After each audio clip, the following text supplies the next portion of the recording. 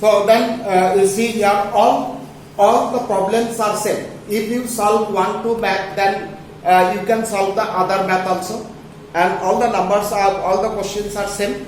So one more question I will solve you, the question number 6. Okay, others math will try, others math are the homework. And then number 6 here you see 3 coins are tossed 30 times simultaneously. Each time the number of heads occurring was noted down as follows. Okay, the 3 coins are tossed together, then we will find the number of heads. It may be number of heads, it may be number of tails also, it may be occurs. But here you see that number of heads, how many times occurs, so that we have to find it. Okay, so here you see in table the number of heads, then telemarks, then frequency. Is that clear? So table is ready, then the frequency.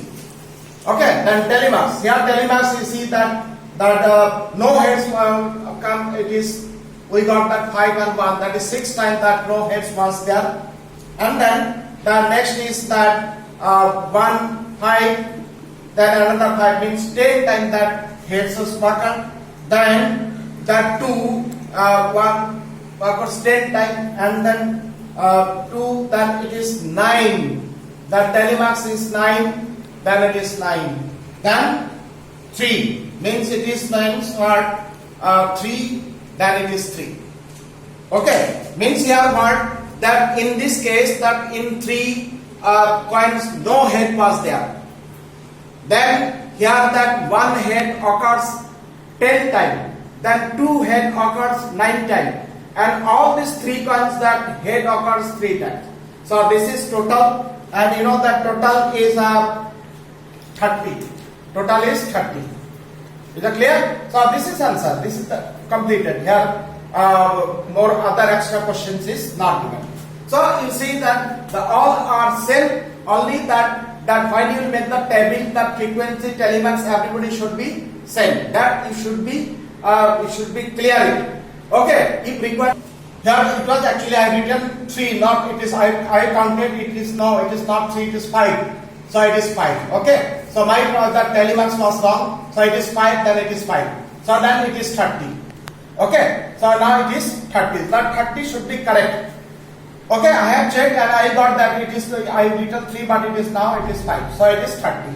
Is that clear? So then here this exercise is finished. Others math all are same. All are easy problem. So then I will start that next exercise is about the graphical representation of data. Graphical representation of data. So why we represent the data graphically? In class 8 we have done about the histogram. Okay. So actually that if we represent the data in graph, then we can understand easily. We can compare the data easily. One thing you know that one picture is better than 1,000 word. You know this?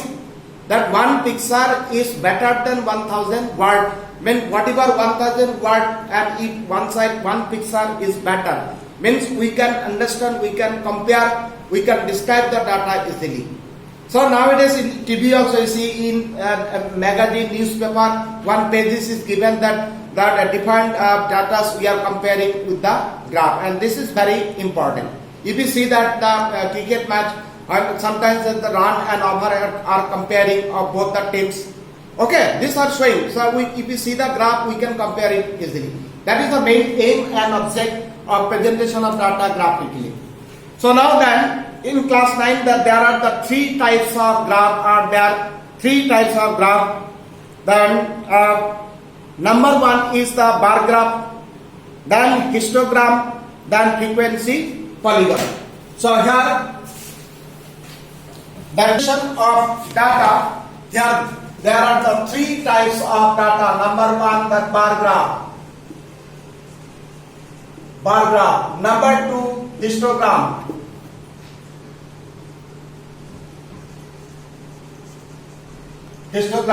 Then number 3 is the frequency polygon.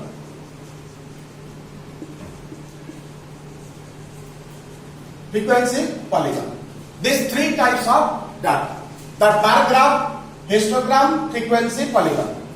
Now you see bar graph will plot for that ungrouped data. When that ungrouped data, then we will represent by bar graph. That you have to remember.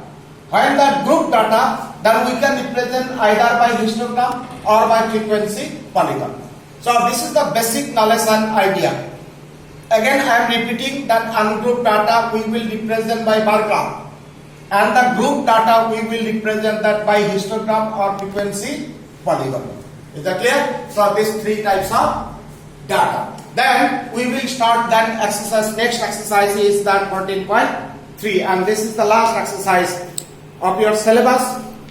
Here one thing I will say that exercise now 14.4 means about the mean, median and mode is not required in new syllabus, means in removed syllabus that exercise 14.4 is not required. Okay, further if we get time we will discuss, but now in the removed syllabus that 14.4 exercise is not required, and in 14. Exercise also the last two math is that question number 8 and 9 are not required, means these are the histogram, but it is not that the class interval size is not same. Okay, I will discuss. So then exercise 14.3 up to question number 7 is required, and the exercise 14.4 now it is not required. Then let us start that question number 1. Here question number 1 here given that exercise 14.3. Exercise 14.3. Exercise 14.3 question number 1. Here I am reading the question. Here it is given that a survey conducted by an organization for the case of illness and death among the women between the ages 15 to 44 worldwide found the following figures. It is given that the causes are given that reproductive health condition, neuropsychiatric conditions, then injuries, then cardiovascular condition, then respiratory condition, and then other causes. This we have to represent by graph. Now you see that number 1 it is clearly it is that ungrouped data, and that ungrouped data we will represent by bar graph. So let us start that it is clear number 1 we will represent this by bar graph. Then what is the rule? What is the basic rule to draw the bar graph? Generally the rules of bar graph that we will draw the x-axis and y-axis. In x-axis we will write the data. What is the main data here? That causes. Causes is the main data that will plot, that will mark in on x-axis. And that the family fertility rate means this is the frequency, and the frequency will plot on the y-axis. So this is number 1. That data we will plot on the x-axis, and that frequency we will plot on the y-axis. This is number 1. And then number 2, when we will draw the bar graph, here just I will show for example now. So this is x-axis and this is y-axis. Okay, this is the center. Now see, we'll give the gap. It is the gap length. For each data that there will be a gap. After that we will divide it, that for each data we will represent, okay, we will represent by bar, but after one bar there should be a gap. There should be a gap. What is the gap? What you can take any size of gap and any size of that bar, but the size of each bar is same and the size of each gap is same. That is the main rule. Okay, so that is the gap. Then again that next second bar, this gap and this gap should be same. Again this size and this size is same, then gap, each gap is same. Then again bar, again gap, again bar. So after one bar there should be gap, then next bar the gap, the next bar the next gap. So this is the process. Okay, this way we'll draw that figure, the x-axis, and this is the y-axis. Here that we will plot that data and have one y-axis, that frequency. Okay, this is the basic rule number 2. If it is clear, so then we will start exercise 14.3. Number 1, I have read the question. So here you see, I have already here. You see here the region. Here you see the table. Okay, here the table causes is given, and that the frequency means female fertility rate. Then this causes we have plot. On the x-axis, and that female fertility rate. You see the female fertility rate on y-axis. Now you see that RAC means that the reproductive health condition. Here space is very small, so I have written that in short. Reproductive health condition, then neuropsychiatric condition, then injuries, then cardiovascular condition, then it is the respiratory condition, then other causes. Okay, that we have plotted on the x-axis. So one data, then gap, the next data, then gap. So this way. And here I have taken that 5 small square as 5 unit. That about that unit we have plotted. Okay, this size and this it is no relation. Here then remember the unit only on y-axis, unit not on the x-axis. Now you see here the first data is 31.8. So here it is 31.8. It is approximately. You will use the graph base and scale so accurately you can plot it. Here I am showing just in graph. Okay, what is the process and method that have to be clear, because you will draw the graph page and you will use the scale and pencil so that you can measure accurately.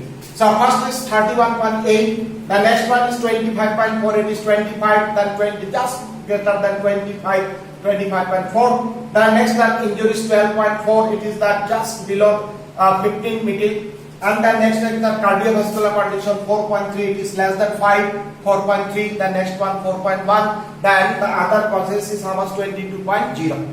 Is that clear? So I have written here cause, main data you have to mention here. So main data on x-axis it is the causes and the female fertility mean frequency on the y-axis. So this is the basic thing.